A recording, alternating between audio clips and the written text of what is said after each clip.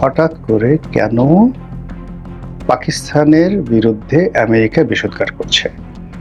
কেন পাকিস্তানকে আমেরিকা বিশ্বাস করছে না? কেন কথা আসছে যে পাকিস্তান আমেরিকা আক্রমণ করতে পারে বা আমেরিকা পাকিস্তান আক্রমণ করতে পারে, আর আমেরিকা যদি পাকিস্তান আক্রমণ করে তাহলে পাকিস্তান 1 মিনিট দেরি না করে দিল্লি আক্রমণ করে বলবে। কারণটা কি? আমার মতে 3টি কারণ। প্রথম কারণ হলো যে পাকিস্তানের হাতে যে পরমাণু প্রযুক্তি রয়েছে, এই পরমাণু প্রযুক্তি তারা উত্তর কোরিয়াতে এর আগে দিয়েছিল। আপনাদের মনে আছে?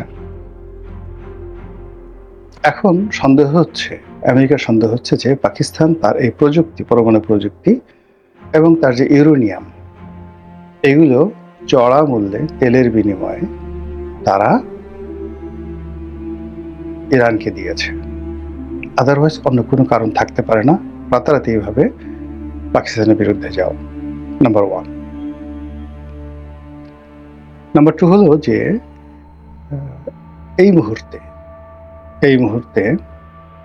ভারতের সাথে বন্ধুত্ব করার জন্য ডোনাল্ড ট্রাম্প রীতিমতো পাগল হয়ে গেছেন।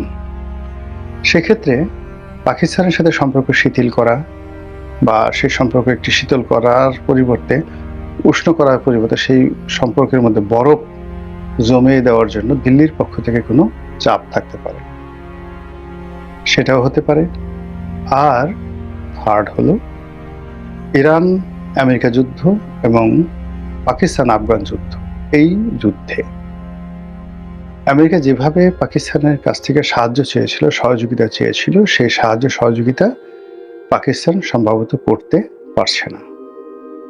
এই 3টি কারণ গেল। এর বাইরে পর্দার আড়ালে যে কারণটি, সেটা হলো বর্তমানে পাকিস্তানের যে অভ্যন্তরীণ সমস্যা যাচ্ছে, সেই অভ্যন্তরীণ সমস্যার ব্যাপারে পাকিস্তান হয়তো অনেকগুলো বিষয় আমেরিকার কাছে চাচ্ছে।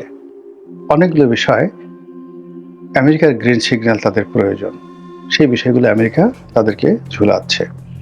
এই কারণে খুব যাকে বলা হয় দ্রুততার সঙ্গে আমেরিকা এবং পাকিস্তানের যে সম্পর্ক, সেই সম্পর্কটি নষ্ট হয়ে গেছে।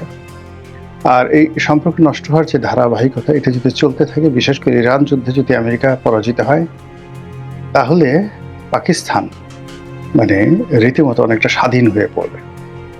আর পাকিস্তান যদি স্বাধীন হয়ে পড়ে, তাহলে বাংলাদেশের খবর আছে, ভারতের খবর আছে, সব মিলিয়ে। তো আগামীতে আমাদের আসলে সমস্যা আমাদেরকে ছাড়ছে না, একটার পর একটা সমস্যা আমাদের দিকে এগিয়ে আসছে।